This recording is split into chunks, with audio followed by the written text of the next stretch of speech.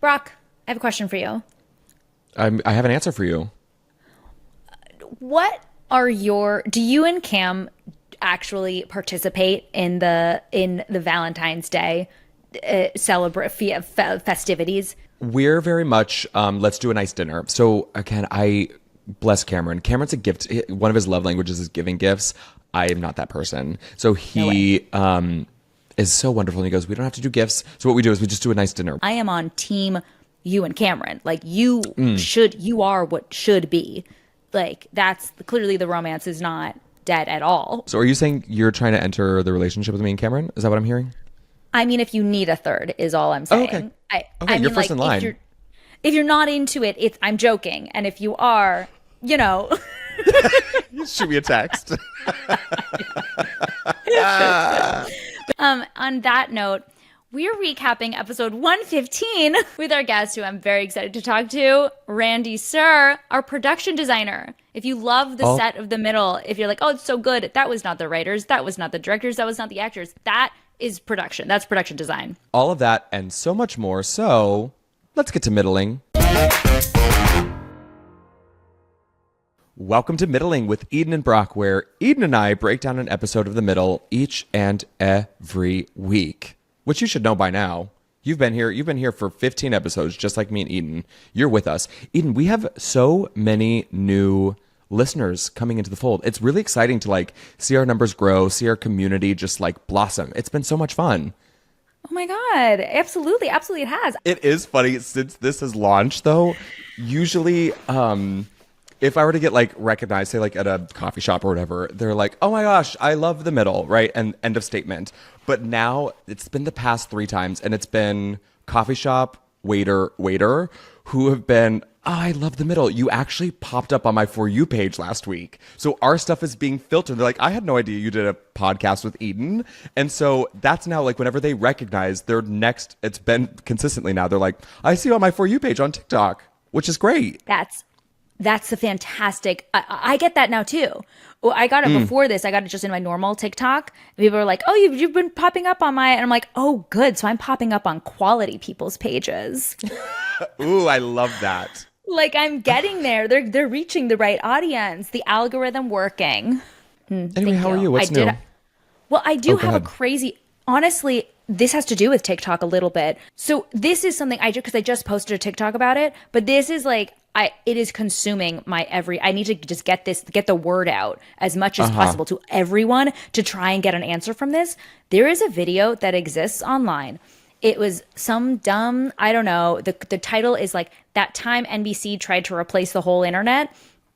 It was a commercial from the year 2000 is what I will say. There's a commercial from the year 2000 that's like some dumb, like NBC tried to make their own, you know, like AOL, Yahoo, whatever. But there is, if you watch this, look this up and go to the 48-second mark. It's a minute long.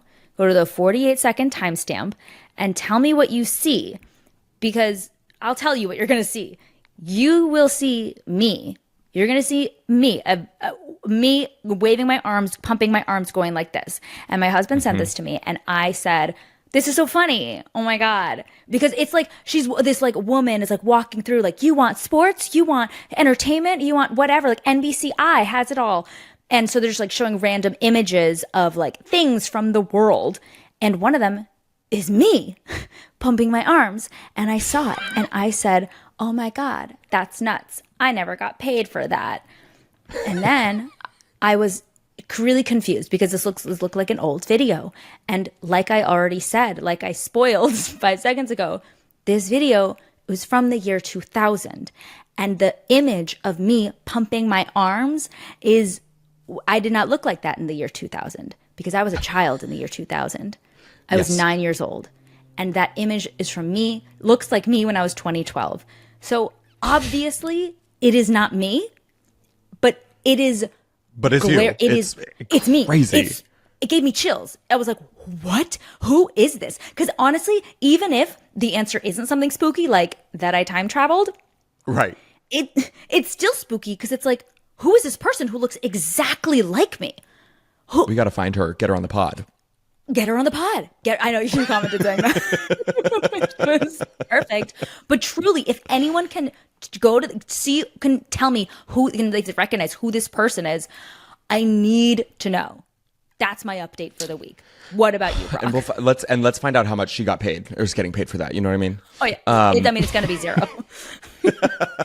But like, speaking of you popping up the other day, I don't know what's in the air, but now whenever I'm scrolling just through my normal accounts that I go through, they're posting Sue Heck clips. So there's one where two different things. One, the other one that came up, I think I told you last week, you interviewing Taylor Swift. You are on another planet. It is so incredible to see you interview Taylor Swift.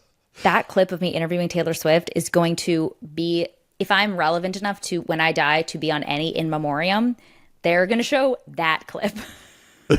Not Sue Heck dancing, not Sue Heck squealing. It's you interviewing Taylor Swift. That interview is my legacy.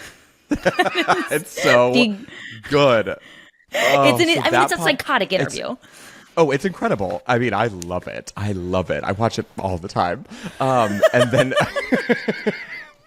and then also something that just popped up was a Sue Heck clip of you freaking out because you didn't file financial aid or something. But it's just like all these things in the air. I'm seeing videos of you pop up randomly that have nothing to do with this podcast. And I don't mind seeing you even more than I already do. Oh my God, bro. I want to be like, honestly, every time you pop up, every time I see, because you don't post that much on like, and I know you're saying these aren't things that I posted, but you don't post that much on TikTok. You sort of like, you have other things to do with your life. But I will say when you do, I stop everything. And you watch I don't know like what this. it's going to be. And You I go, don't let Nick, my kids watch. a new Brock TikTok just dropped. I literally, because I try not to be on social media around my kids at all. And I try not to I don't want them looking at my phone at all, ever. I mean, please, that doesn't happen. But I try it as much as possible. But I really don't want them looking at anything where there's like a scroll element, just like a scroll. I don't want them knowing that. I don't want them knowing the scroll, until they absolutely have to, until they're 18 years old. But when I see a Brock video, because they just love you so much, I'm always like, want to see a Brock video? Oh, I love that. And they're like, why is Brock, why is Brock using his muscles? That's their thing. Oh my God. And now, Brock, I think we should go into some middle minutes. Okay, Eden, this is episode 115, Valentine's Day, our first Valentine's Day. Frankie and Mike try, but largely fail, to have a romantic Valentine's Day dinner out.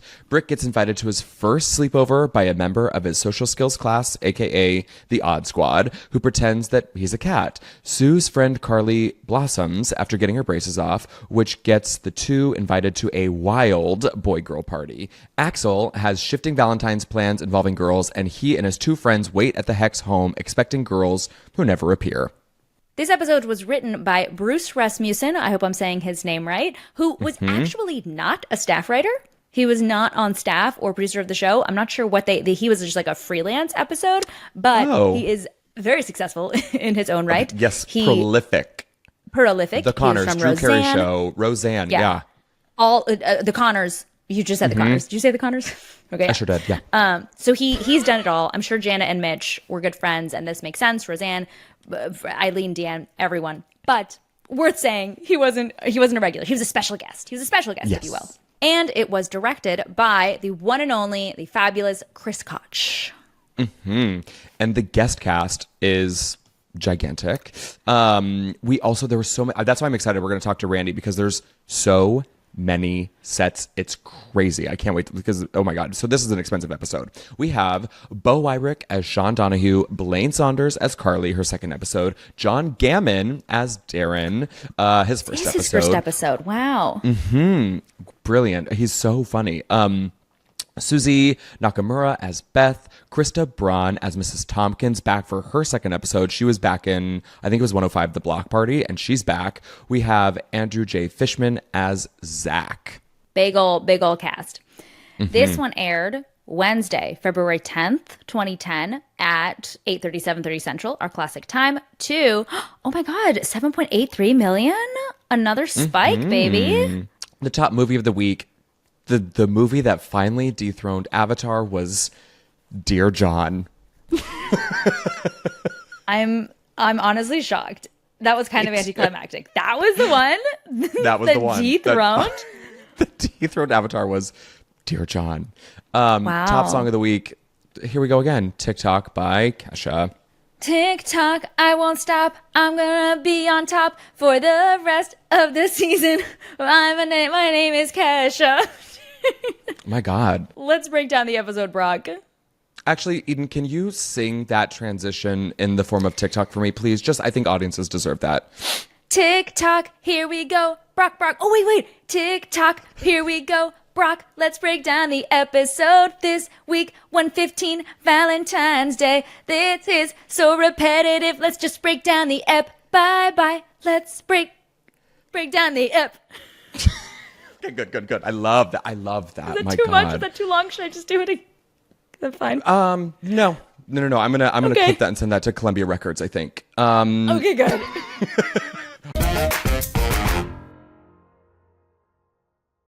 All right, so the episode 115 Valentine's Day.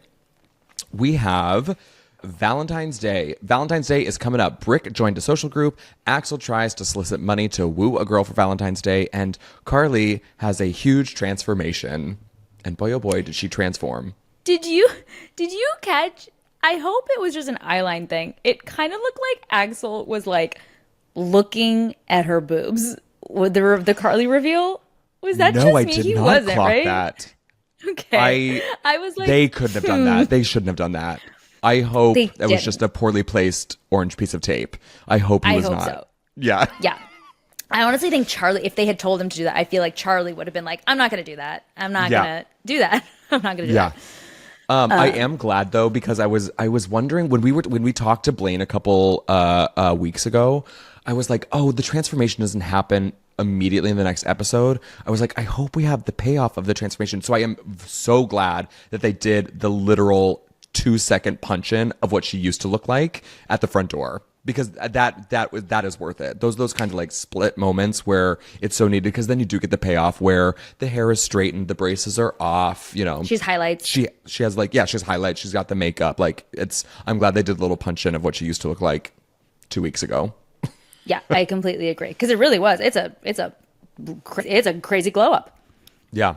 And also Krista, now I'm forgetting her last name, Krista Braun, I think it is. I'll bet you, again, $1 million the writers were like, okay, we need to write a teacher for the social group. Actually, Krista Braun was so funny from 105. That would make sense. That character would absolutely, because they sat Mike and Frankie down about Brick in the past. We should just make her the leader of the social skills group. Yeah, I love a bring back. She's so funny. She's great. She's so funny. She's great. And I think she comes back for a handful of episodes in the future. So I'm glad. Yeah. So Frankie's at school now, and one of the moms from the social group invites Brick over for a sleepover with Zach, aka Cat Kid. Now I have a few things to say about this. One, Please, go. Susie Nakamura. That was my notes as well. Oh my God. It's funny. Again, like they get all these incredibly funny people, and like she did not have really anything to do. Like her role wasn't particularly funny, but she is brilliant. She is so funny. She's so funny. And I'm pretty sure she's known Neil actually for years. Back from Really? Chicago. Is she in the improv scene? I think she's a Second City person. I think so. Okay, that makes sense. I might be wrong, but she's at the very least. I think she's a Chicago person.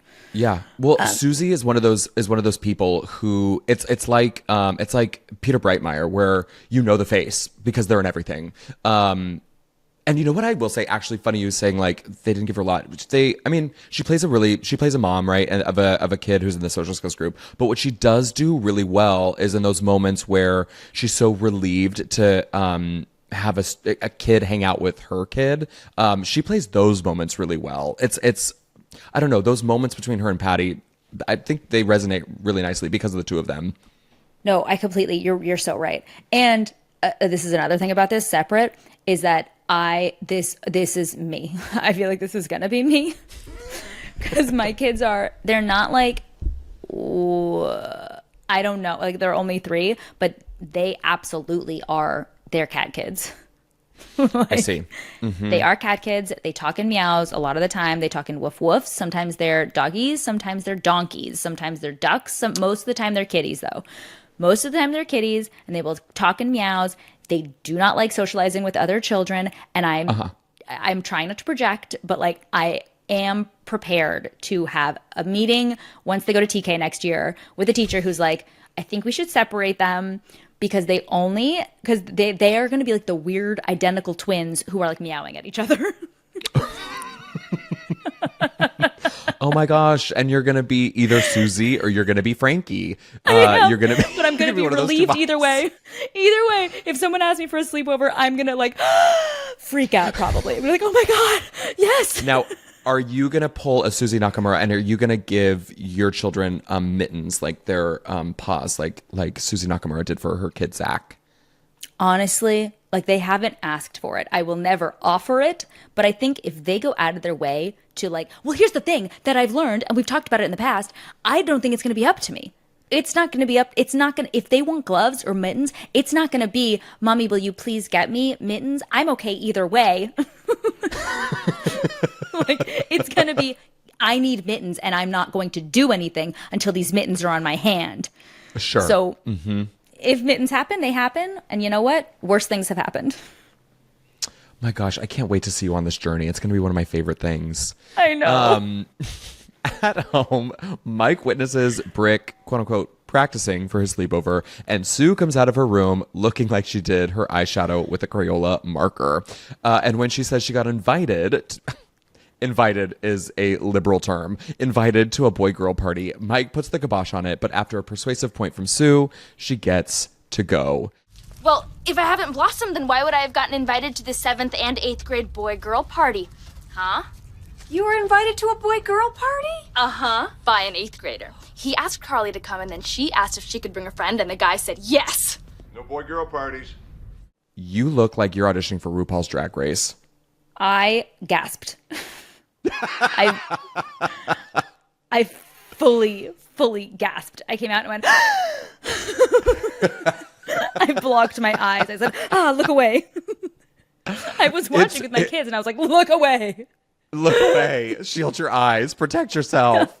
It truly, the first thing that popped into my mind is Elizabeth Taylor's Cleopatra, because she's got that severe blue eyeshadow. I was like, oh my God, you're Cleopatra. That is so good. That is. But you see that image in your mind, right? It's so specific. That's the first thing that popped into my mind.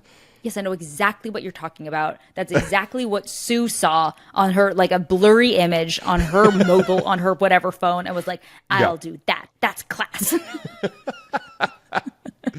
And Brick, seeing the carpet up close when he's laying down in his sleeping bag, it reminded me, because that shag carpet is so long, that carpet was comfy. I remember whenever we'd have to do like crisscross applesauce stuff, it wasn't the worst thing to have to do a scene like that. It was comfy. It was also filthy. Oh, of course. Yeah. I mean, like literal wheels are rolling over it. That's how like the dollies and stuff like that for our cameras and everyone's shoes. Those crew members, every actor, everyone's shoes are on there. Absolutely. All the time. No, it's disgusting. And the cats that lived in the Warner Brothers stages. They're just. Do you not know about this? I'm sorry. Did you see my brain snap for 3 seconds? I did. I couldn't tell if you were literally, if your screen was frozen or not. Wait. I'm sorry. We're going to have to take time for this. Are you not aware of, there were like, they were just cats. They were like Warner Brothers cats. Did they live in the soundstage or just around the studio? Both. Like they would, did you never walk onto stage and be like, whoo, smells like cat pee today? Well, I just thought that was ABC's The Middle. I didn't know that was from a cat. Yeah. That's the thing about when you shoot a show like The Middle and you're like, I wonder if they got a little too into we can talk to Randy about, did you spray it? Was it supposed to be? Right. No, yeah, there were cats that lived. Sometimes I can't remember if they started like trying to keep the cats out, but it was like a whole thing that like people protected those cats. Those were like sacred. Wow. Warner Brothers cats. There were a lot that just like went about their way, about their lives on the lot, and they were very bougie, fancy feral cats because they like lived on a soundstage. Yeah. and probably were picking like eating scraps of literal catering. That's their dinner. Yeah. But yeah, Wow. no, look it up. Critics' Choice Award winner Eden Sher, you just surprised me. Wow. Dropping knowledge every day. So Frankie drops Brick off at Zach's, setting him up for success with lots of books.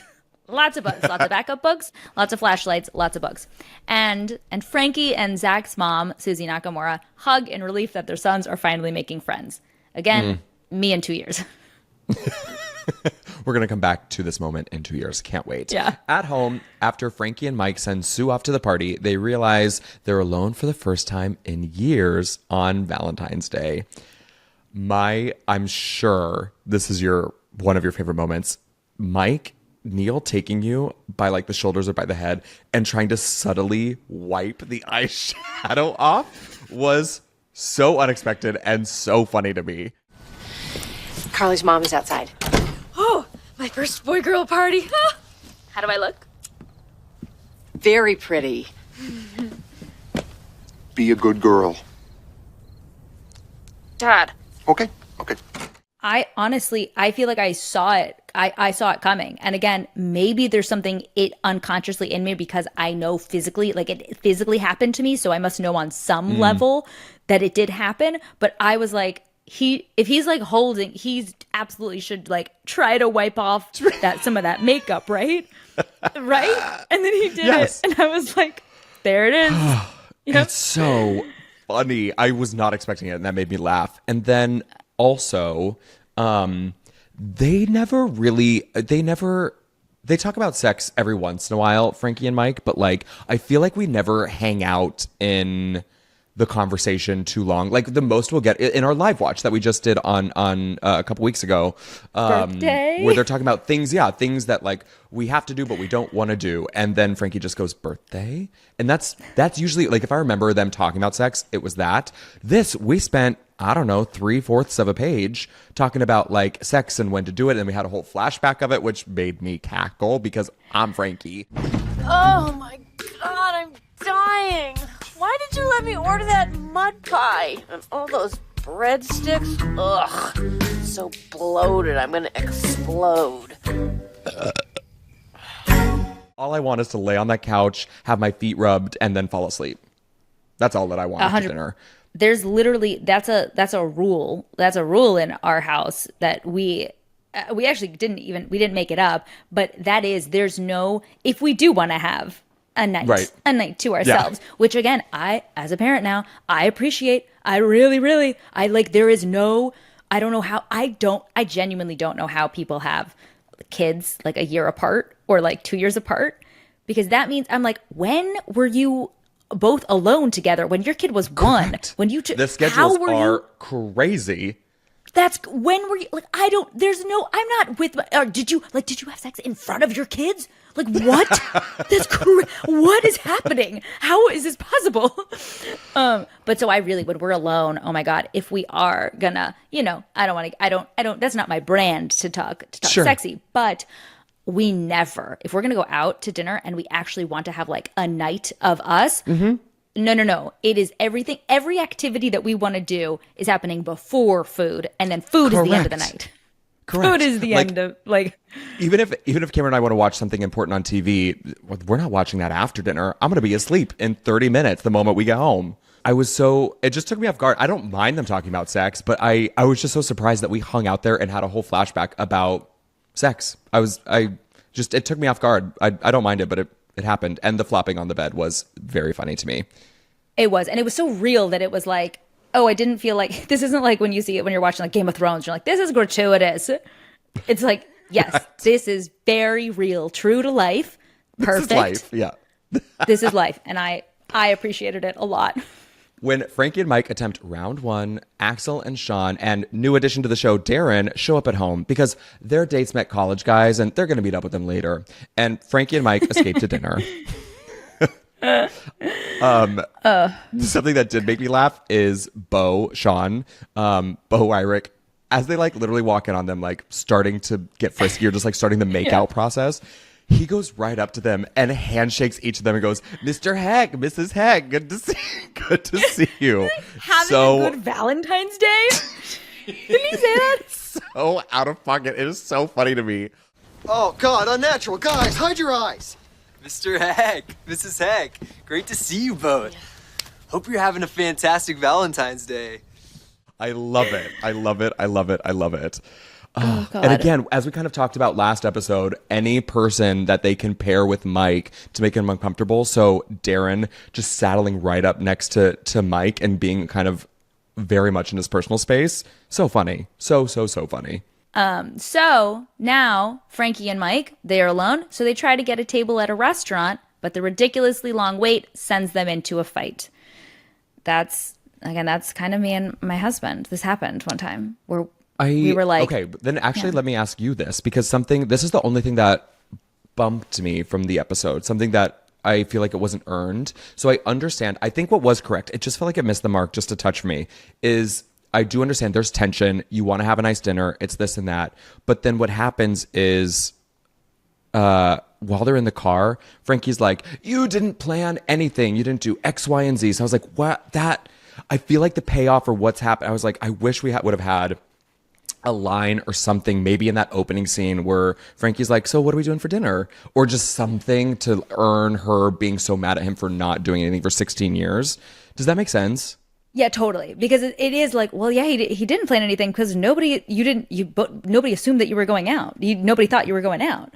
And Yeah. I feel like I can hear one of the writers, or I can hear Eileen and Deanne in the back of my head being like, "Oh, you haven't been married for 20 years. You haven't, trust me, you don't know what can set you off."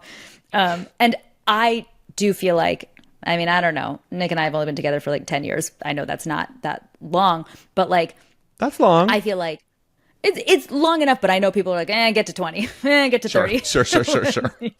see how long your string is, or how long your whatever, Your rope is, your temper, your rope is.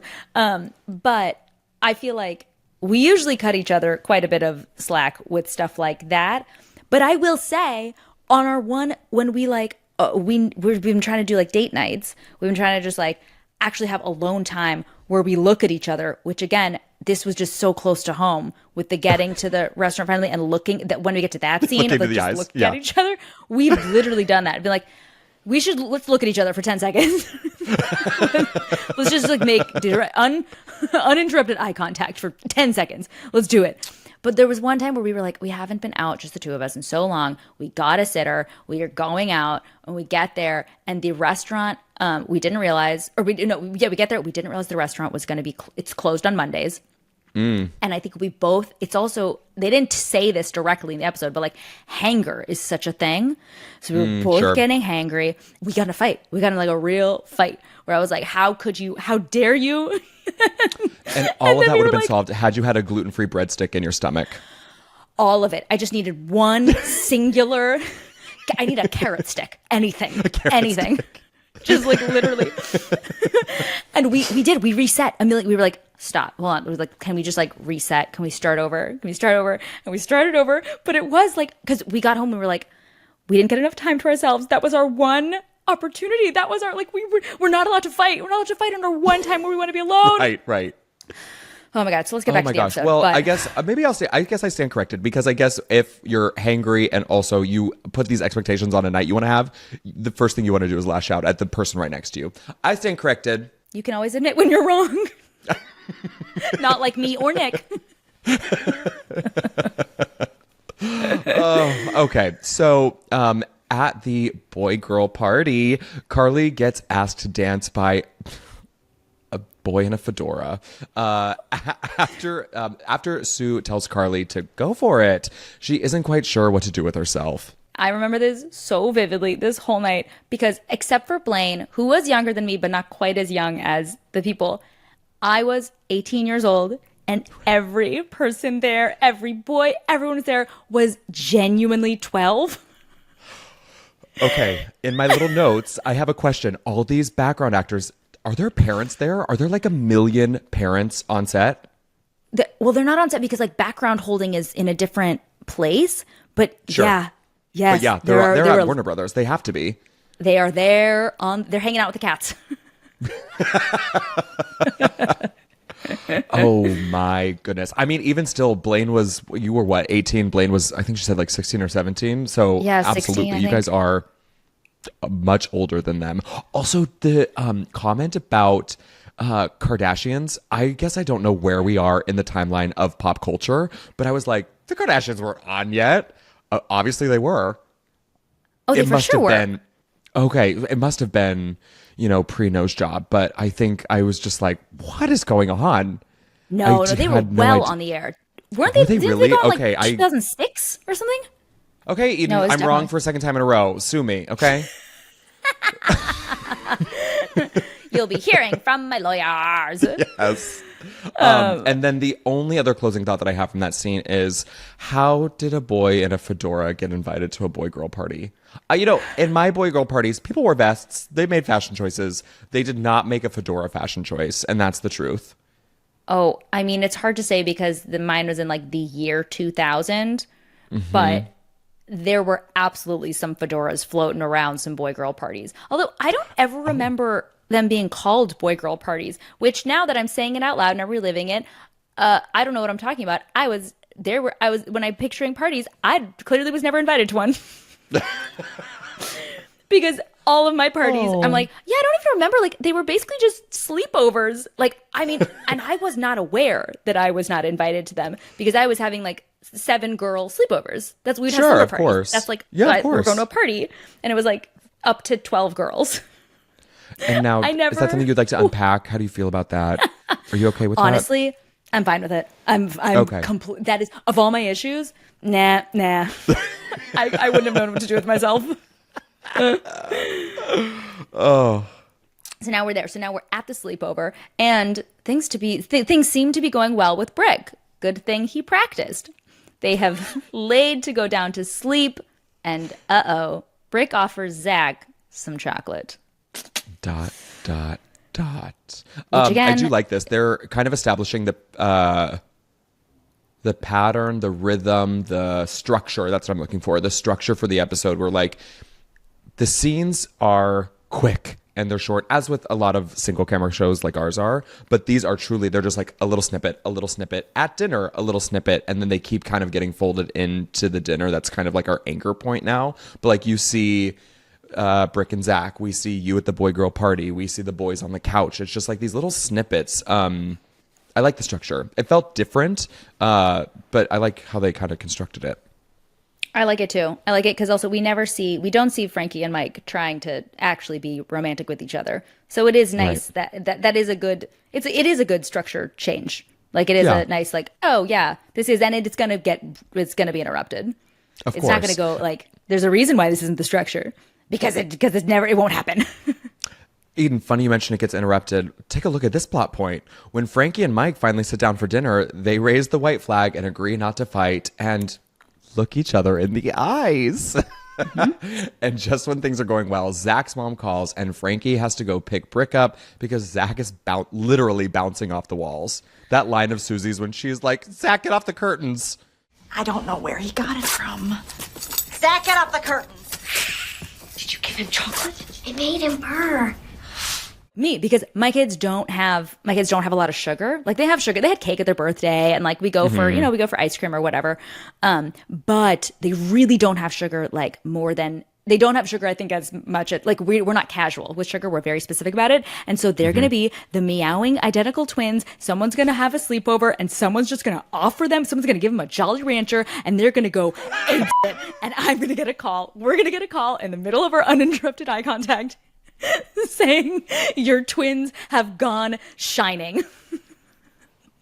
A Jolly Rancher. They're going to get a blue raspberry something and they're going to absolutely lose their mind.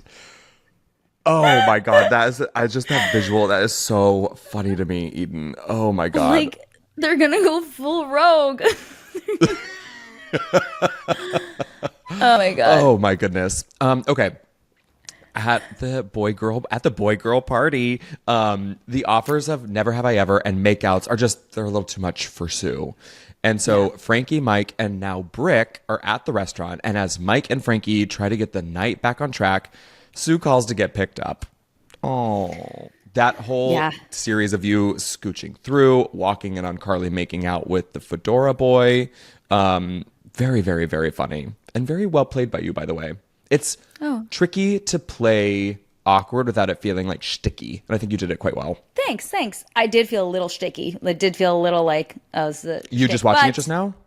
Yeah, but I always Oh, I felt a little bit like that watching the end of it also with the with Neil, like winking and me being like, "Oh, yes," like, "Oh no, Dad, don't." I was a little like, oh, I could have played that better, but also no, it was fine. It was great. it didn't bump me. I would have Okay, told you good. if I think you could have done better, which I don't think we said on the live watch when we're doing that. Cameron and I had watched the episode before we did the live watch, and I did a scene, and I was like, "Oh God!" It was the final scene of when we're in the pumpkin patch, and I was like, "That has to be." I was like, "That was season 6." I got asked back after that acting, and I look at Cameron, and he goes, "Yeah, that wasn't your best." It's funny because you told me that and I was very prepared to be like, "Brock, I'm sure it's gonna be fine." And I watched it and I was like, I don't think it's it wasn't as bad as you really played it up. It was not as bad as I think you think, but I was like, I get it. I see what you're saying. Yeah. You don't have to be nice. It was terrible. It was truly like a high school freshman reading for, I don't know, Annie, Get Your Gun or something. It was truly like the worst reading ever. It was horrible.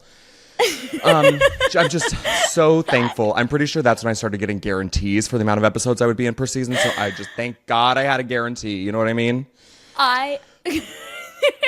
Well, guarantees start happening when you start working more, and it starts getting a little exhausting because if you'll recall, that was probably at midnight, and that was probably you were like, I'm just trying to remember the line at this point.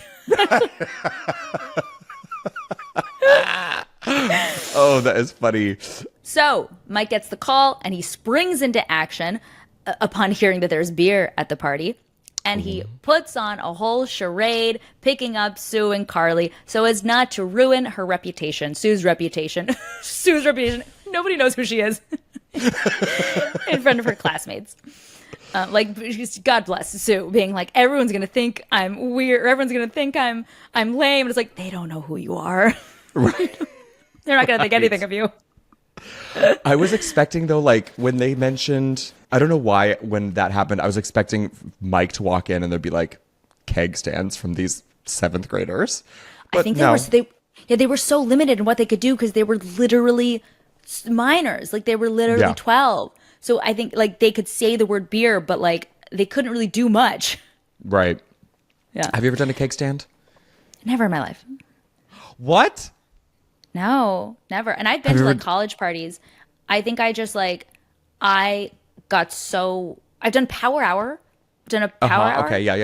You know? It was like whatever. Yeah, for and our I listeners, blacked Power out. Hour is a literal shot, like a shot glass of beer every minute for 60 minutes, if I remember correctly. Power Yeah, Hour. that's exactly what it is. Yeah, Power Hour. And yes, exactly. And I remember being like, a shot glass of beer. Like, okay, sure, I'll do it.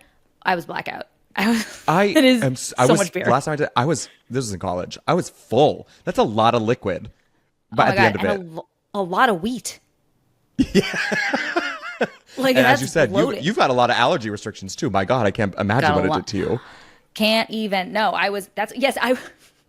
honestly, I was blacked out from that's what, like, when I get really drunk off wine or whatever, it's mostly just sugar. It's like the sugar rush. It's like, that's why I'm sick.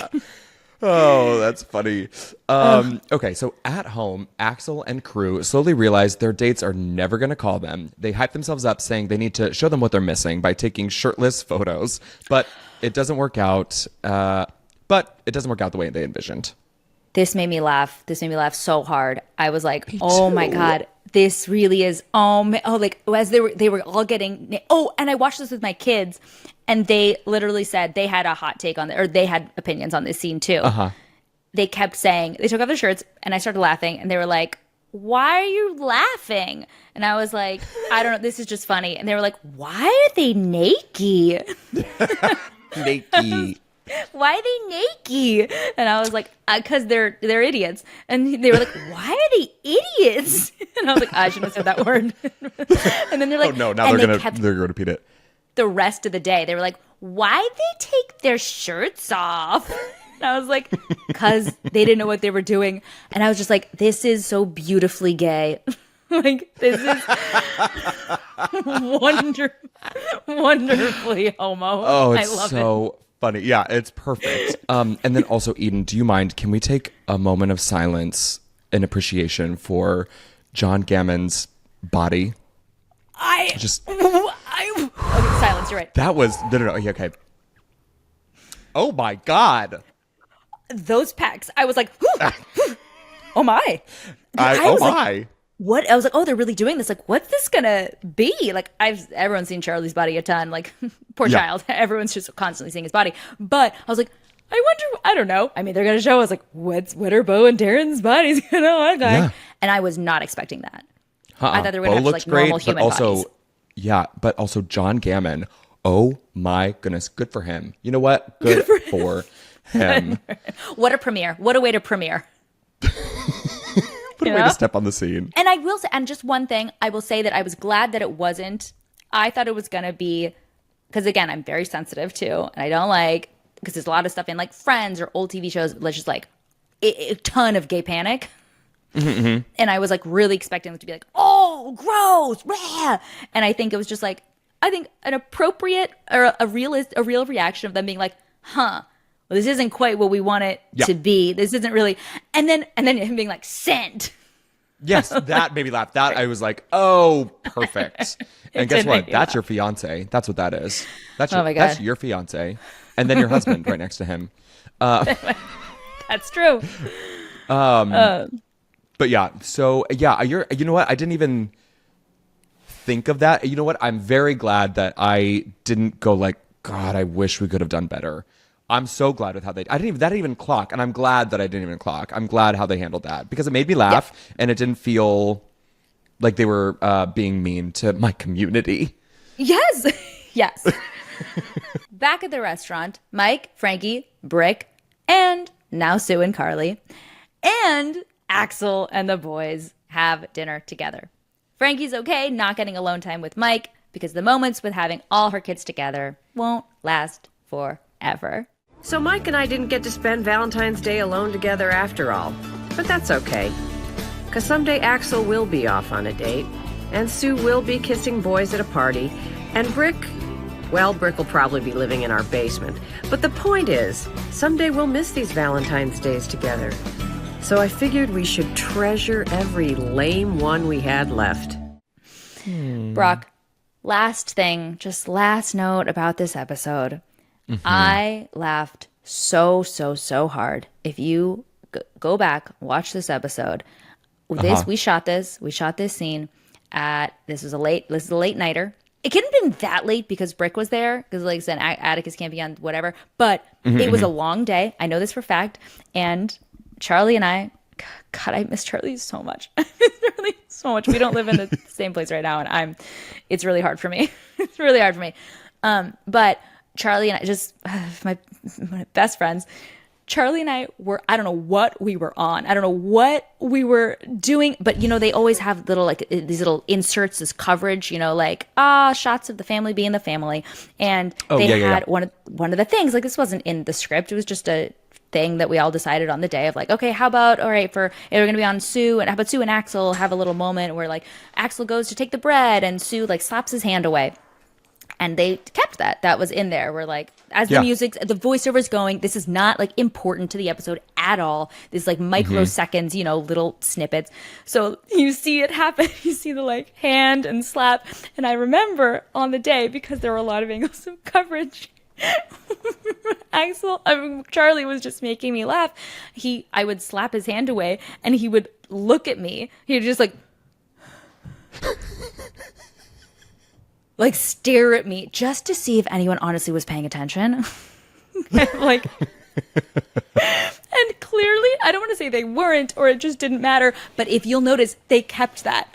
You'll see. They did? I have to go back and watch. Go back and watch. He stares at me. It's because it's not like continuous. You don't even see why he's like. It doesn't really make sense why. It just looks like Axel is just like death staring Sue for a while, but he did it over and over again.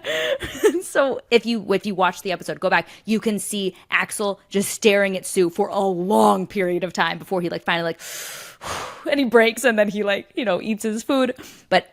Oh my gosh. It almost made me break every time. He would just stare at me. That's my next thing I'm doing as soon as we hang up this recording. I can't wait to see. Wait, I love that story. That's so fun. I love hearing those little like behind the scenes, what happened on set things, because that's so fun to hear. That's the stuff that you need like an eagle eye to see him looking at you, and now people can kind of go back and see, and now they know the story behind that. Exactly. One thing did you notice, and it wasn't, there's nothing behind it, but it is funny knowing what's going to happen in season 9 when Sean slides into the booth and he goes, "You guys look good." And you look at him with like doe eyes, or like you smile at him. I can feel your heart swell. Did you catch that? I did. I was like, oh my God. I was like, oh wow, they really do plant this so early. Like, do you remember, was that something that like you just reacted to him, or was that... It had to. But it's... I think it was I don't think there's anything behind it, but it is funny to know that you marry him and there's just that like swelling in your heart that you have right there at that moment. I think it was just like, I think they probably were like, yeah, he said like, ooh, like your older brother's cute friend is like saying you look good, having just like a genuine like, oh, okay, reaction. And then they just sort of, grew up. They built off that. But knowing what happens, it is like, oh my God, wow. Like this was unintentional, or foreshadowing. It was great. Oh, so good. Love the episode. And when we come back, you, me, Jeff Probst, and Randy are gonna chit chat.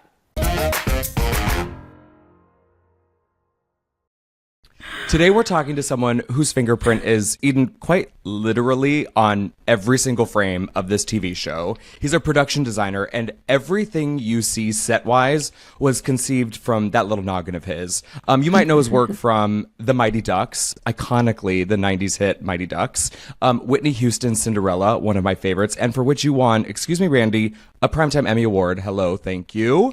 My name is Earl. Our spinoff, Susu in the City, and almost every episode of The Middle, he did every single episode starting with 102.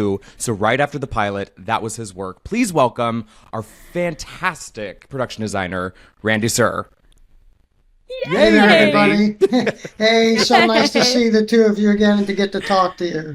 But Randy, welcome. We're so happy you're here. Oh, I'm so nice to be here, and I'm very appreciative and honored to be a part of this. The Middle was just like one of the most amazing times in my life. So I'm very glad to be able to relive a little bit. Okay, so to start, we just want to, for our viewers, listeners, we know, but you know what? Maybe I don't even know all that goes into it. To start, can you just walk us through what exactly is the job description, and what day-to-day, what does a production designer do?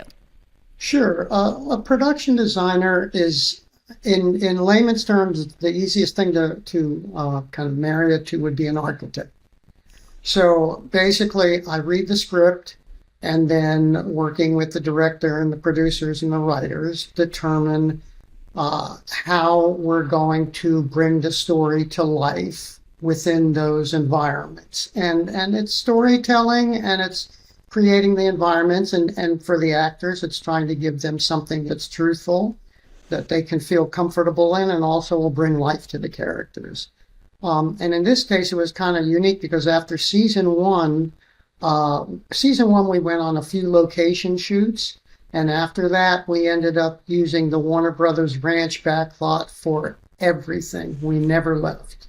So the challenge was also, how do you take the same building or interior of a house and turn it into a store?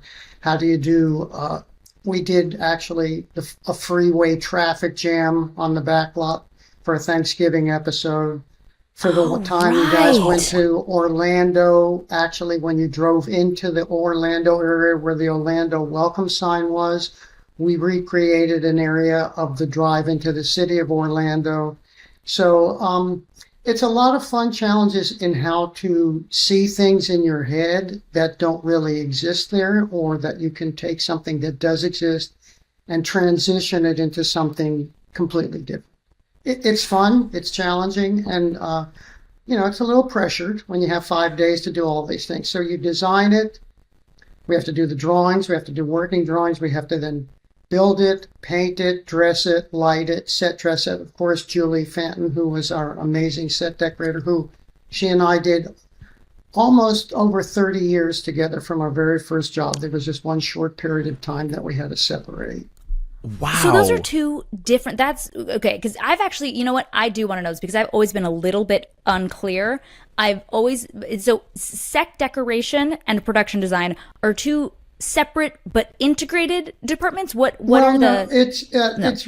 art department encompasses all of that. It would be props works with us, but set decorating is a department, but it's within the purview of the production designer. She and I work together to create the entire space, and I'm like the architect, she's like the interior designer.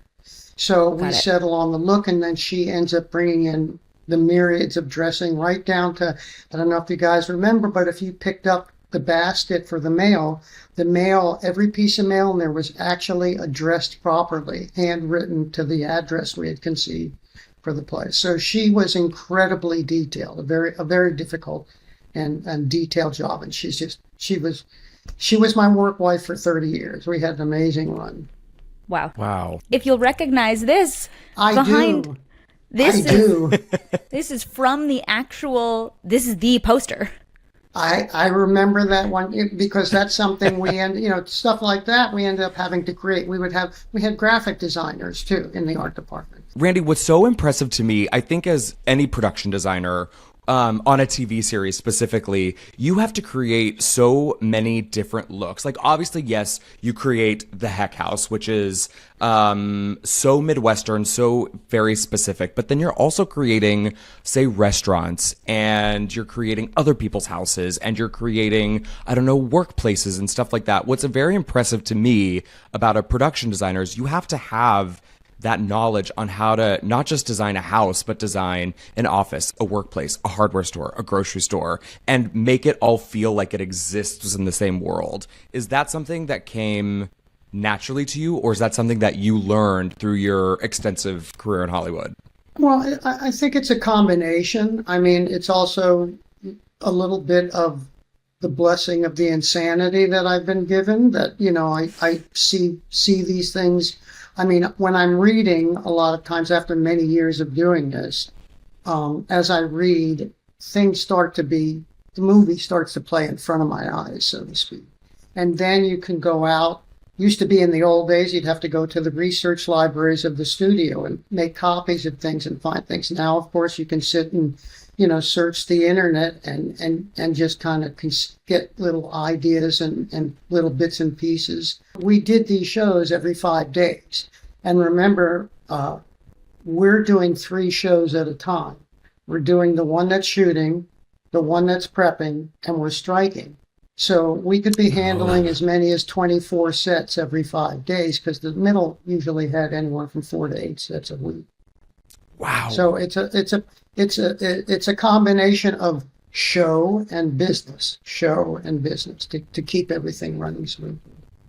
It is incredible. We were talking to Julia Caston, and she was saying she jumped in. I forget what her first. I think Thanksgiving was her first episode. Episode 9 or something. Yeah, 8 or 9, and she was saying the middle just was on another level because there's so many vignettes and short scenes and tiny little things, flashbacks and things. Totally, that I feel like every department feels that in one way or another. It was a fun challenge, but most comedies, because comedy is quick, beat, joke, and every time you want to joke, you're in some kind of a different environment. When you come onto a show like The Middle, you didn't do the pilot, but you're like, how did The Middle come into your life, and what do you have to do Like, did you have to? There's already an aesthetic, but you need to tell me, how did the middle come into your life, and what is the like job interview process like? Well, I can answer that. I know how. I was there. I know how it went. Okay. I actually, My Name Is Earl had been canceled. We were wrapping up. The production executive, that was 20th Century Fox for NBC. The production executive who I've been working with there told me, hey, you should talk to my friend, this production executive at Warner Brothers, for this new show they're going to be doing called The Middle. So I just cold called this guy at Warner Brothers, never met him, never talked to him. I mean, I do have agents. At that time, I was in between, so I made the call. He called the guy to talk about it, and within an hour, I got a call from Warner Wallian, who was the producer, saying, come on in and interview for this show. And I interviewed with the ladies, Eileen, Deanne, and Warner. The thing that really connected the three of us was they started talking about Ehlert's, the car dealership where she ended up working. And my dad was a used car dealer when I was a kid growing up. So we got into talking about all the little nuances that go within that and the characters within that. And I think that's kind of what really sunk us together. They also looked at a lot of my work from Earl, because Earl was not necessarily the middle, but Earl also had a lot of layers and layers and layers of detail and had a very specific kind of look to it. And I think that's what hit it off. I mean, it was one meeting. Sometimes it can be 4 or 5 meetings. It was one meeting. And I think within a day or two, if not the next day, I got a call from them and basically was hired on to do it. I also like to, Eden and I kind of talked about this about a year ago, I'll say. Eden and I were just bitching and complaining about the state of the industry and how we always have to do things ourselves and X, Y, and Z. I don't think anyone's talking like that, Brock. I don't know where that could have come from. Everyone's so happy. Yeah, but I do love, Randy, that like, I love the, just the sheer chutzpah you have to say, I'm going to call Warner Brothers because I'm agentless and I want this job and this sounds good for me. And you made your own fate and you stood on your own 2 legs with your own experience and your talent and your resume. And it gave you what I can assume is probably one of the highlights of your career. I think that's really, really cool. I love that. I really like you making your own fate. That is part of this business. You know? Yeah. It's advocating for yourself. This makes sense. Also the Earl connection, because the thing that sticks out in my mind, and I think there was a little bit of this in the pilot, but you really don't, you can only show so much of the sets in general in the pilot. But the thing that really sticks out in my mind always, and I think people talk about this when they talk about the show, and they don't realize they're talking about you, but is the clutter. The clutter, it's like a show. And that is a lot of Julie. A lot of Julie. She's incredible at that. It's no small feat. You can't just pile crap onto the floor and say see, it's a messy house. It is so meticulously planned to make sure that it looks like real house clutter. Because otherwise it can just look like this is not real. There's a pile of stuff on the floor, or there's scattered stuff on the floor. And I think in My Name Is Earl also, like you said, I not quite gritty, but it's just more, it's not aspirational in any way.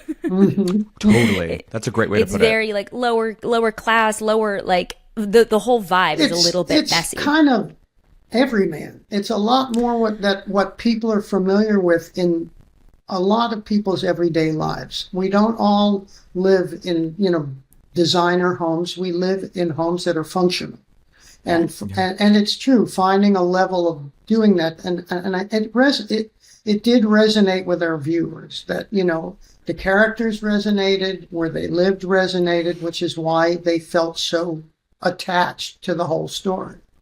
And it was interesting, one thing you said too, Eden, that people don't know it's me, and that means I did a good job, because if I do my job right, people should have no idea that I've done or that I even exist. Totally. We talked about that. Behind it.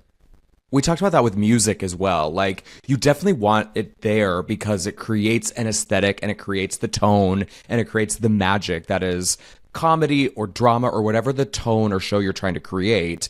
And it's supposed to just help the audience sink their teeth into the world that they're seeing, even more so. I mean, the next step was, the big thing was creating the home, the Heck house.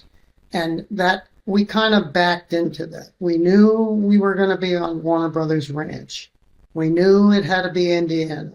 So I needed to go out and walk around the back lot and try and come up with a house that we could kind of evolve into the Heck house.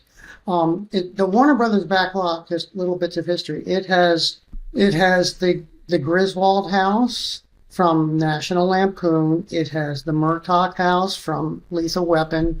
It has the Partridge house, the Dennis the Menace house. So there were lots of history where, as I was looking at things, you also don't want to tag something that's going to jump out at an audience as something they're already identifying with.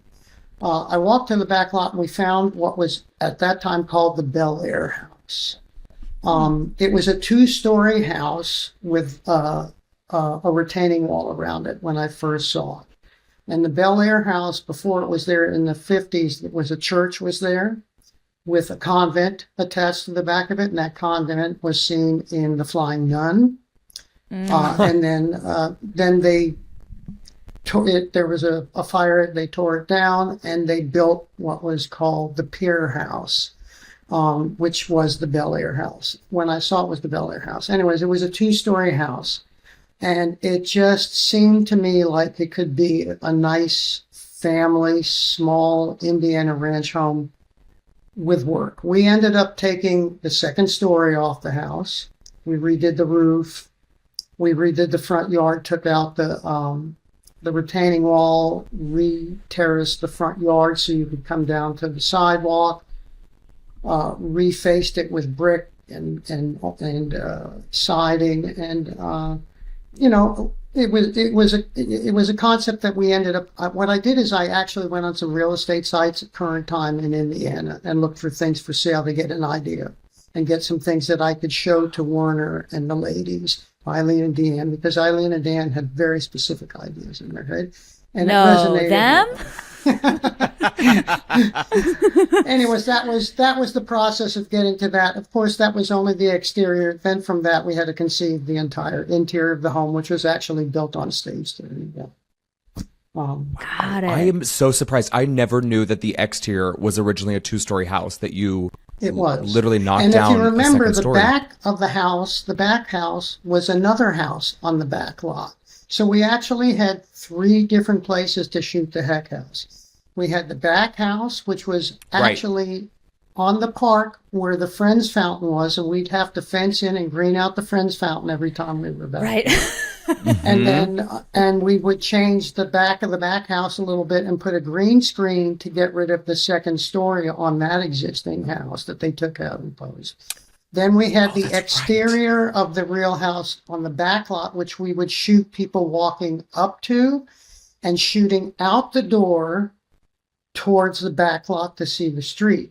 When you shot somebody, like saying, I'm talking to Eden, over my shoulder talking to Eden, you cut to the set on stage where we had built the entire front of the house so that you could see the interior of the house. I'll tell you one other thing that'll stop was the trick. Of course, we know Mike, the dad, was very tall. And usually you build sets with 10-foot high walls so that there's room for lights. And I said, we're not going to do that. I sold everyone on it. I wanted the ceilings to actually be 8 feet like they are in a home set, right? You were in there, Mike, and the ceilings were very close together. And the ceilings were actually 1x3 with fabric stretched, muslin, and painted so that they would lift those and lighting could come through. But all of that was done was conceived because I wanted it to feel not at all unrealistic or filmic. I wanted it to feel like we were really in a small, confined home that the family constantly moved in and out of scenes. You didn't have to cut. People could come in, a scene could continue, they could go out, we could follow them. And boy, did we do that. We had Yes, a lot you of... did. Yes, you did. We had a lot of enter, exit, like walking through, and you don't even realize the whole thing had taken place. I feel like there was a lot of exchanging marks. Yes, yes, there and were. it never somehow felt, sometimes you can feel it like in a multicam. You can be like, Right. oh, that person just exited, and then another person came in and stood on their mark, and they're standing there for no reason. And somehow I feel like it always with blocking, it's like, oh no, this is how people just naturally move Land within in a house. And And you're right. we had the depth, so that even if an actor landed on that, you could see at sometimes we even had where, maybe Brick would exit and you'd come in and the camera would see Brick behind you going down the hallway as you came in from the hallway and landed where he had stood. So we were able to see the reality of how people exit and enter from their home into their rooms or other places. One little quick thing that I never thought about that until I started working on other jobs. And I guess specifically, I did a bunch of multicams in the past couple of years.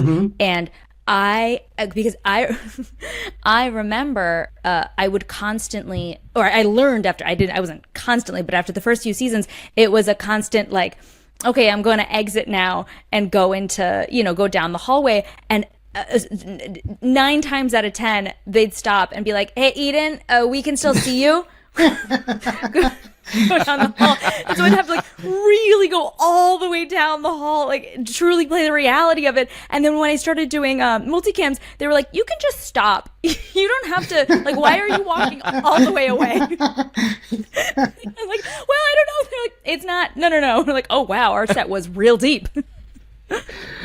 It was also for us, and it's very true, and part of the concept was to make the single camera half hour more filmic, not cuts, but make it more filmic and give you, the actors. It also gave the writers complete freedom that they could do anything within the house and not have to go, oh, we have to end the joke here because we have to then move to a bedroom somewhere else. It's so interesting, Randy, because you have constructed the Heck House in such a way that it is not an open floor plan, which is true how Indiana homes would be, but it has the ability to kind of feel that way, so you can still see all these different pockets of the house. You're having a conversation in that open area in the where the kitchen meets the kitchen table, but you can still see what's happening in the living room and the front door and stuff like that. It's not an open floor concept, but yet you construct it in a way where it's not that, but it can still be shot in that way, so it's still visually interesting no matter what angle you're shooting from. It's very smart. Very, very smart. It gives the ability to have extra jokes. I feel like there were so many scenes where they just had Sue or anyone doing something in the background without talking about it. Whereas just this is not the main point of the scene, but it does incorporate into the episode. Let's just have Sue bouncing a ball. I feel like bouncing a ball in her head. Maybe it was the tennis episode or something. Just or flailing around in the background that we never really talk about. But it gives some dimension. And if you're paying attention, it's a laugh, but it's not distracting. It just looks like it's funny, but it's the reality of being in a home with multiple people, and they got a lot of jokes out of background work and that's what we were all after. We wanted to be able to be with the Heck family in their home, all of them together all the time. One of the tricks he brought that we had, I don't know if you guys remember, there were these screens that they were kind of circular and open and kind of 50s, and that was a way to divide the home and yet make it open. And I stole that from my mother. My mom did that to our house in the 1960s. Sears sold those screens to make your home feel more like the new version of what open concept was going to be. And so Mom, I gave it to her, and I remembered those, and I copied them from my memory as a kid, and we put them in there so that you could feel like the house was divided into rooms, but you could see through. And also those things were on springs. So you could just take them, pop them out instantly so cameras could go there or lights could go there.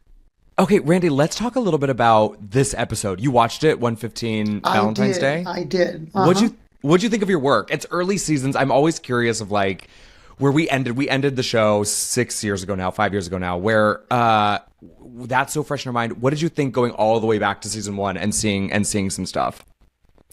I mean, the house always worked to me. So a lot of time was spent in the house. It was wonderful. What I think season 1 did is like the basement where the party was actually in the it was in the National Lampoon Christmas Vacation home, and it was the living room. And what we did is we closed in the back open area and built the wall with the stairs coming in to feel like you were coming down into the basement. That was one of the first times that we began to realize how we could take those homes. I mean, that house was made into 230 of us, a barbecue restaurant. It was a perfume store. It was a lingerie store, all built within those same homes. So I liked that showed the beginning of the thought process of how we would continue to create 230 episodes on a fairly small backlot. So I liked that. The restaurant was nice, but it didn't feel like where the show ended up going because it was a location and we had to leave things the way they were. I think the following season, once we stopped going to locations, it gave us the freedom to take the concept of the look of the show and just control it. And things got to have, they were all realistic, but they were all a little bit stylistic so that they fit into, the comedic situations of the show and could be built and designed to play more. Deanna and I would always talk about designing for comedy. So it was how do you, make those spaces not to be the joke, not to stand out, but to allow the situation that the jokes occur in feel natural and play and be part of it without detracting from it. It feels like no matter what anyone does, no matter how far removed anyone that we've talked to, it's not just the writers and the actors and directors, but it truly feels like everyone we talk to has an innate understanding of comedy and where they exist in the comedy world. And that is fascinating to me because, I mean, if you just think about it just as like a one-off kind of thought, you're like, okay, well, I mean, design or, music or whatever, they don't necessarily need to know how to land a joke. But the fact of the matter is they do. They need to know how it exists and where you fit in the world of that joke and how you're there to support what story or joke is being told. Correct. Right. Yeah, it's a very tricky thing and you have to understand it in and out. It's fascinating. Yeah. Part of what gave me that is I didn't come out of architecture or art. I came out of theater.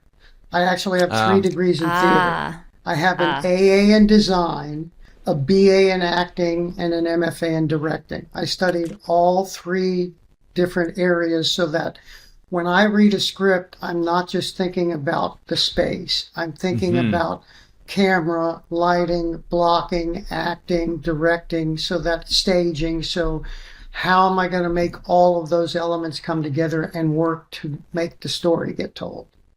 Well, shit, Randy, no wonder you only needed 1 meeting with Eileen and Dan to get hired. Yeah.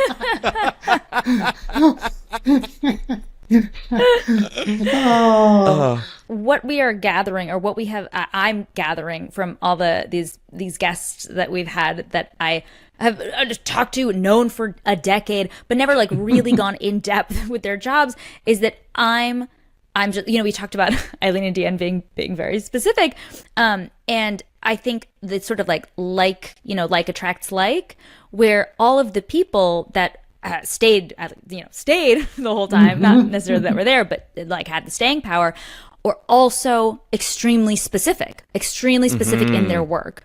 And so I think probably the three of you in that meeting were like, oh, we all are very, like, you saw like, oh, they have a really, they're very particular. Guess what? I'm very particular, and I will be very particular, and I will be very, because you are very, very mindful of everything. And so they probably felt like, oh, they can, he can see, he'll be able to see inside the soul of the heck house the same way we do intrinsically. And it totally makes sense. When it works, it works. And I think that's why the show worked and went so long and is so, held so dearly by so many people, because it was a lot of people who really loved it, believed in it, and really were telling stories about the average American family. And it resonated, and it still does. And I'm proud to have been a part of it. Okay, so before we totally wrap up, we have to talk about just one last thing, which is the spinoff. Okay. Which I'm still ready to do tomorrow, by the way. Yes, okay. As are we. Great to know. That's the real point of this podcast. We're just like collecting our crew for what we're going to do. We're getting the team back together. Yeah. So let's talk a little bit about it, because obviously, because you came into the middle, episode 2, the pilot had already been done, but doing a pilot is obviously a little bit different, because you're really creating something from scratch.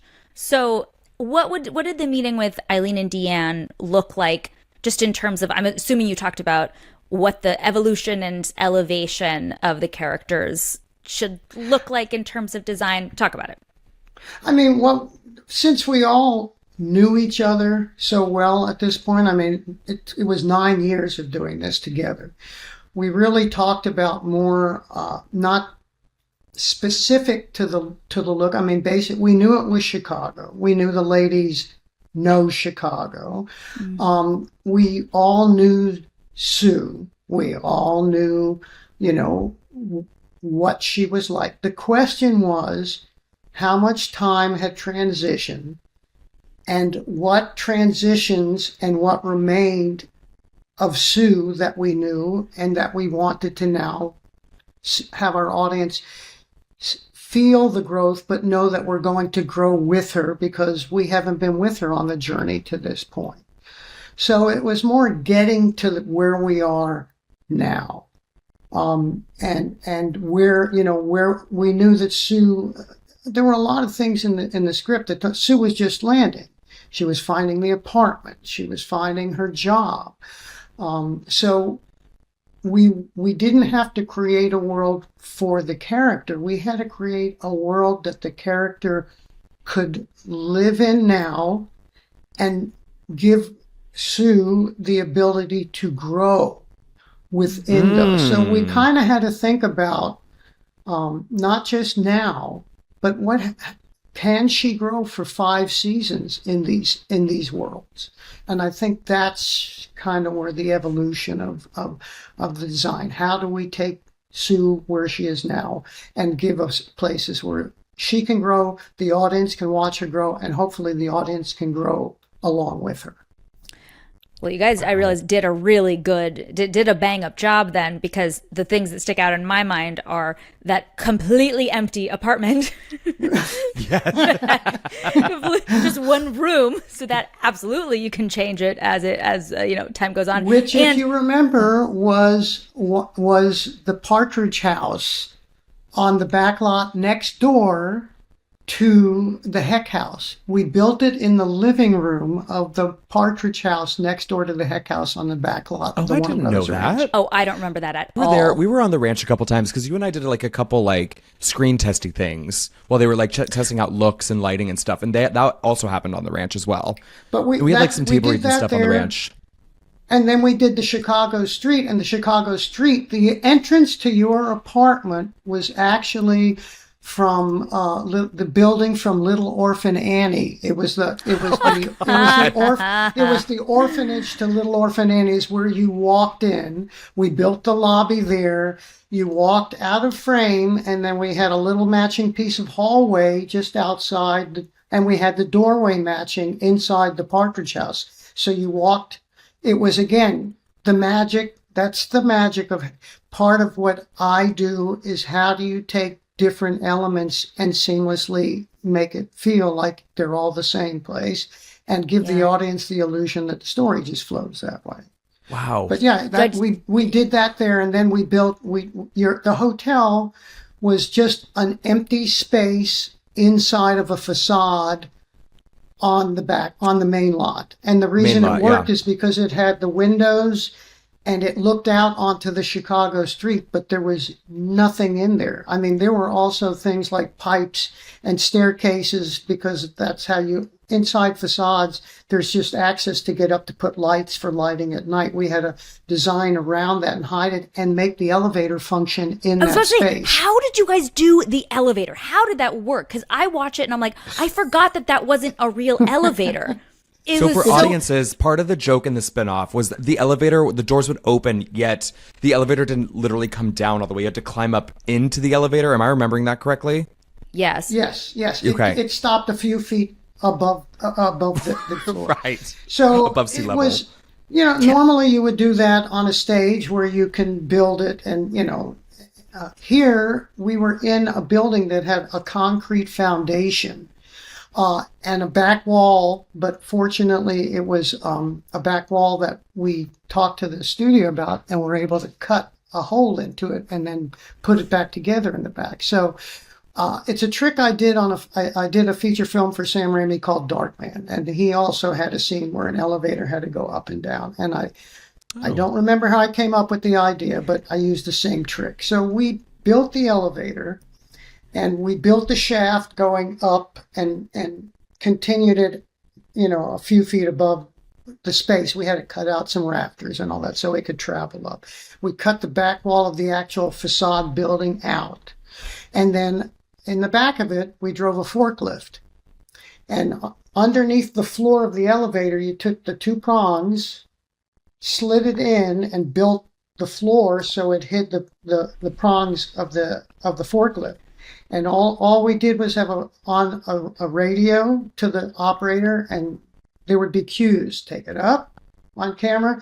The doors were operated by a special effects man. They're like curtain rod. That's how you can do them different ways, but it was curtain rod. You pull it. Right. They opened. That I remember. And as it opened, the forklift, we had a mark. The operator had a mark where to stop, and he would lower, we'd start it out of frame, and we'd lower it down to the mark where it would stop. And that was, that stopped there. And that was how we did it. It was just a piece of scenery on a forklift run from outside.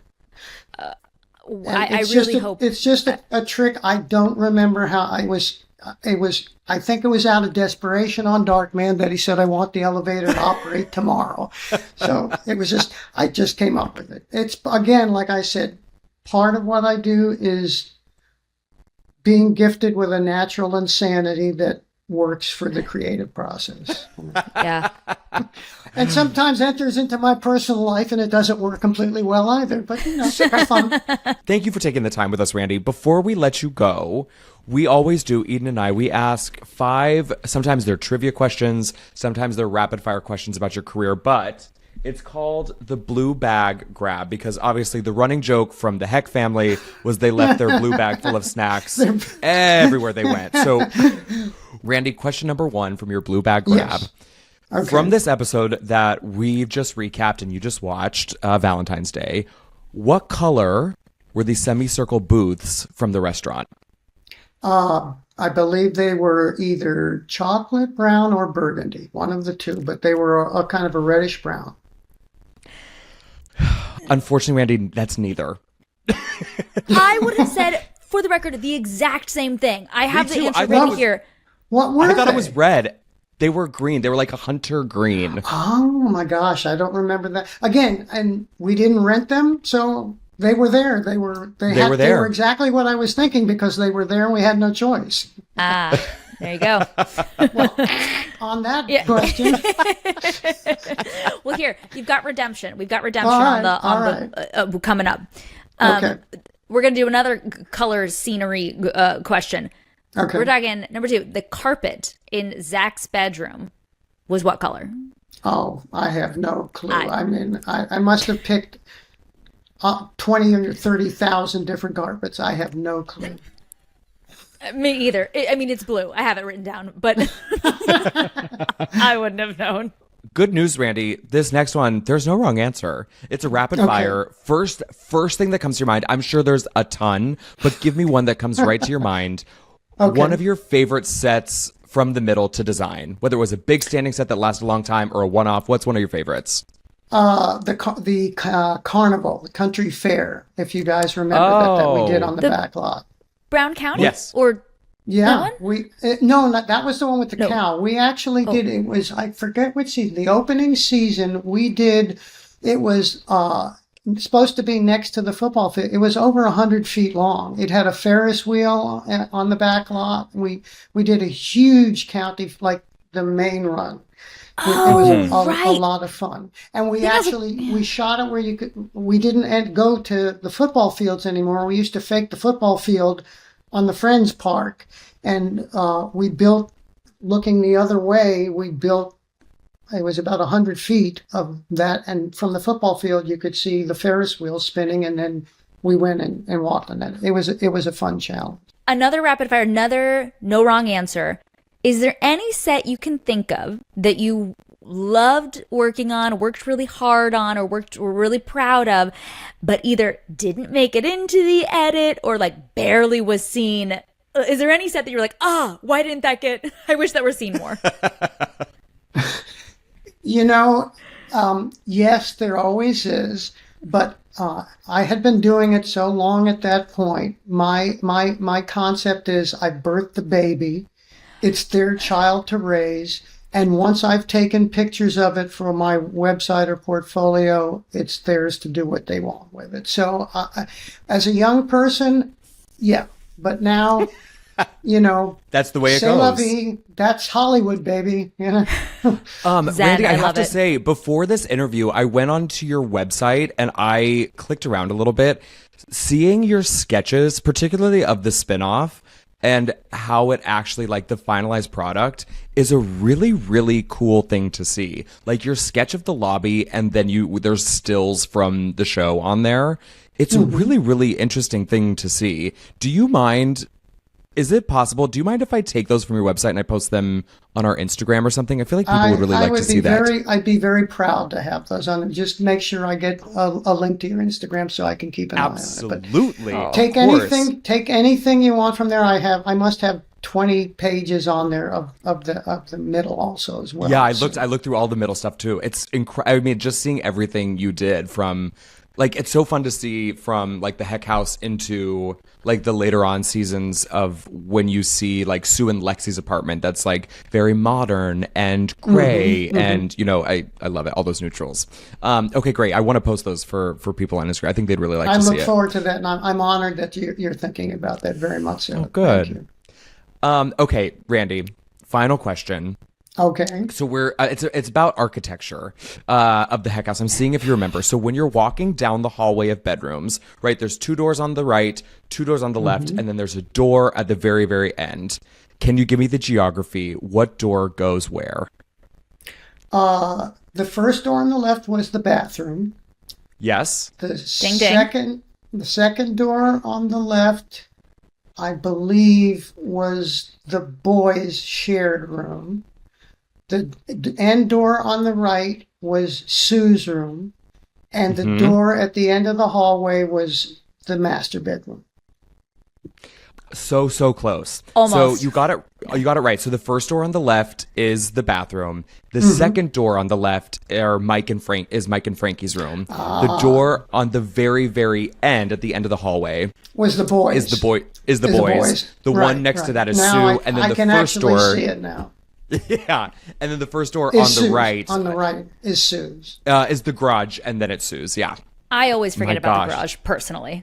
I never would have remembered that. It was the door that went nowhere. Let's tell the door that went nowhere, because you would step through that door, and then we'd go to the back lot and have a door with a piece of the hallway where you'd come out and step into the garage. Yeah. Yep. Which existed on the facade there. Yep. Well, Randy, I have a rapid fire one for you, Eden. Oh, okay. Sure. Do you remember what did we do for you for your job on the back of the Heck House? On the back The of the heck house? side of the exterior heck house on the lot. What was the back of the heck house? Wait. For my, if you're talking about my job, Eden, or Sue's job? Sue's job. Sue's job. One of You Sue's shot jobs. there. Wait, What jobs I did you feel like have? I thought I only worked at Spudsy's. It was the back door to Spudsy's. You came out and would empty the garbage. We built the back of Spudsy's out there. Oh, you're right. Cool. Oh, we did. You're right. I mean, why would you lie? Of course you were right. Oh my God. Oh my God. I never would have remembered that. Wow. Randy, this was so much fun. Thank you so much for doing this. Oh, thank you for having me. I really appreciate it. It's great to relive the memories, to see you two, and to get to a little bit of time back at what was my home for 9 years, which was probably the most amazing chunk of my career ever. It was wonderful. Oh, I'd love my to hear God. that. Hey, we love you, Randy. Love you guys too. All right, we'll talk soon. Today's listener question comes in the form of a letter from a fan, Miss Rachel. All right, subject line: the middle is amazing! Exclamation point. Agree. Wow, what a way to start. Okay, hi there. I am a huge Middle fan. This show is so amazing, and it's my favorite. It's also my comfort show. Wow, thanks, Rachel. Well, I watch it every single day. Smiley face. LOL. And I just love the middle, and it indeed, in all caps, does mean so much to me. Every single episode has a message that can really be applied to everyday life, whether it's about family, friendship, your relationship in life, etc. Even my boyfriend loves it! Exclamation point. I have also gone through a lot recently and lost my father in June of 2023, so it's been rough, and it's nice to have a comfort show such as the middle. I am so sorry. I'm so sorry, Rachel. Yeah. And I'm also honored to be the comfort show, because I know what that's like. Yeah. I am so thankful for this show. I was so happy a few months ago. I told Atticus happy birthday, and he said thank you, and I was just fangirling. LOL. We are all humans. I get that. Have you seen my interview with Taylor Swift? We are all humans and normal people, so I see you all as great people too. Smiley face again. Just a huge thank you to the cast, crew, producers, and writers of The Middle. You're welcome. Please feel free to share this email with whoever you want.